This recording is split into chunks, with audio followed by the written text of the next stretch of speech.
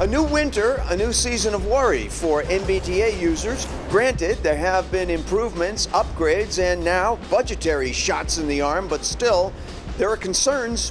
Here are some. I actually had jury duty this morning and had to be at the courthouse at 8 a.m. and Did you make it?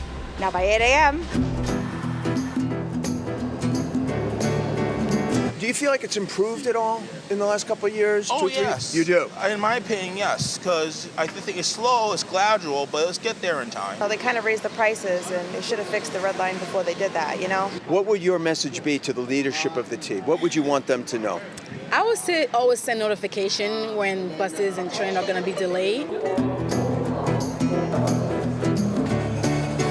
I'm on the Providence line. I was on the train this morning, and the conductors didn't have the information, but the passengers did have T alerts, so they knew what was going on, and we had to inform the conductor. I feel like the way they're working out as of right now is pretty good. I can't complain. I'm hoping for the best, but it's not the best sign this morning. What's your confidence level right now at the outset of a new winter with the MBTA?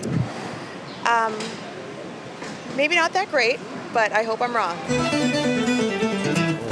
A thoughtful answer. It's time now for the Sunday Roundtable, and joining us this morning, Democratic political analyst Marianne Marsh and Republican political analyst Rob Gray. Great to see you guys as always. I mean, you heard the writers in Ted's piece, and you heard what Steve Poftak said this morning, and I heard in Ted's piece, and again, it's not scientific, but I heard, communication would be an important thing. How worried are you about these next few months? I mean, winter is here, the next 90, 100 days. There was problems in the summer. Yeah, there were problems in the summer. You talk about it, and here we've had our first storm.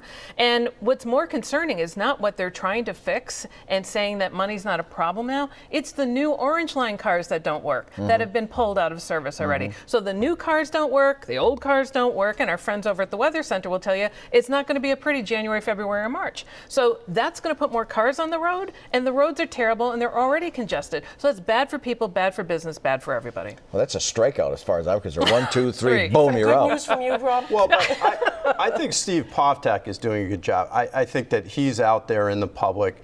I think he's building confidence in terms of how he can manage the T. But the public has hair trigger patience when it comes to this. So every little problem is going to be in the media and magnified. And if the weather is bad, it makes it that much more difficult. And again, it's not scientific, but anecdotally, the number one thing I get emails about at work is the T. Yeah. This failed, that failed, this didn't happen, it's that very didn't personal. happen. Yeah. It's very, very personal. personal. You're absolutely right. Well, especially people have devices. Exactly. While they're on the T, they're sending video, texting. How many Globe reporters the other day on the Orange Line breakdown were tweeting? Right, exactly, yeah. Okay, Kamala Harris is out. Which of the two Massachusetts offerings in the Democratic presidential race benefit the most? We've got Deval Patrick or Elizabeth Warren. I'm talking staff-wise and, more importantly, money-wise. Rob?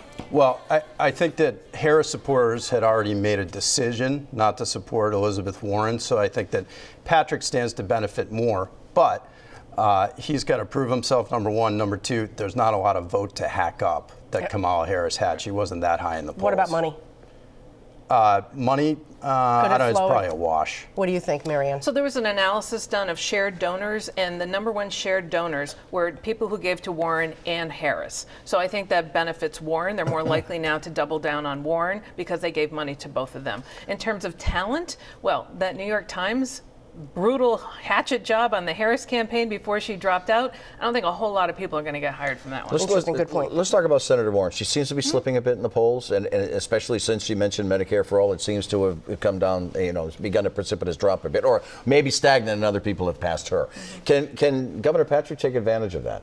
I think the real question about Deval Patrick is, why is he running? By his own admission, he says it's the longest of long shots, 2 stadiums over. So you have to ask, if he doesn't think he can win, why is he in? He's not in it to win it. So is he in it to hurt some candidate to help another one? And I think that's something that should be explored that people haven't looked at. I know if he would come onto OTR, we're trying to get him.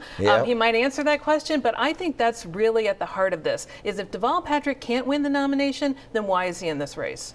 Rob, what do you think? I mean, he's not really getting a lot of publicity, Patrick. I think Buttigieg stands to benefit more, first and foremost. Secondly, Bloomberg.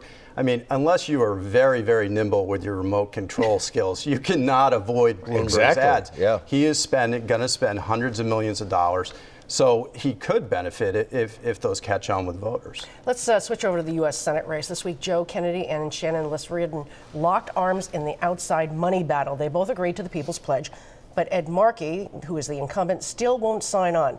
Does this have any political legs as far as voters are concerned, Rob? I mean, it does portray Markey as being a longtime D.C. insider because he's interested in the special influence money.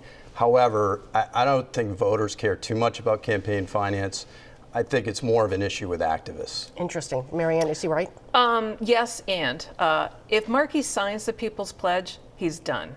If he doesn't sign the People's Pledge, he's done. He will be labeled a hypocrite because he supported it the last time, and his supporters are largely progressive activists, and they will care about it. So he knows if he doesn't outspend Joe Kennedy, and he can only do that without the People's Pledge, he can't win this race. But if he doesn't go with the People's Pledge, he's going to get hurt with votes. We mentioned this, we went to break just a few minutes ago, and we asked the question, is the New Hampshire primary losing its influence? Let's talk about the overall Democratic schedule. Super Tuesday carrying, apparently, much more weight to the schedule this year. Some candidates, like latecomers, no, don't call me Michael, Mike Bloomberg and Deval Patrick, cherry-picking their battlegrounds. Is this the start of New Hampshire's influence fading, Marianne? I don't think so. I think two things. One, the country has come to rely on New Hampshire specifically, because it's a primary, to vet candidates for them. And that's when everyone looks up and says, who won and who lost and why? Because people in New Hampshire get to meet everyone 2, 3, 4, 5 times. And something always happens in the New Hampshire primary to candidates up there, that the one who ends up in the White House, it foreshadows something about them that then happens when they're president, number one. Number two, I think the real threat to New Hampshire is in the Democratic primary, where people want a state like Nevada or South Carolina to go first because it's more diverse. Iowa is 91% white, New Hampshire 93% white, but right now, the leaders in Nevada and South Carolina, the front runners, are 2 white guys. So I think that would be the only threat. New Hampshire's influence, Rob? Very risky to skip New Hampshire. 7 of the 8 nominees, last 8 nominees, won New Hampshire, both parties. 12 of the last 16. Skip it at your own peril. That's But right. things are changing a little bit, aren't they? I don't think as so. much as you think. 7 of the last 8. I don't think so. I mean, the candidates of color in the Democratic primary are in low single digits in Nevada and South Carolina, the most diverse states before Super Tuesday. When you win, it builds momentum. Period. Yeah. Towards We'll be right back. That's true. That's true.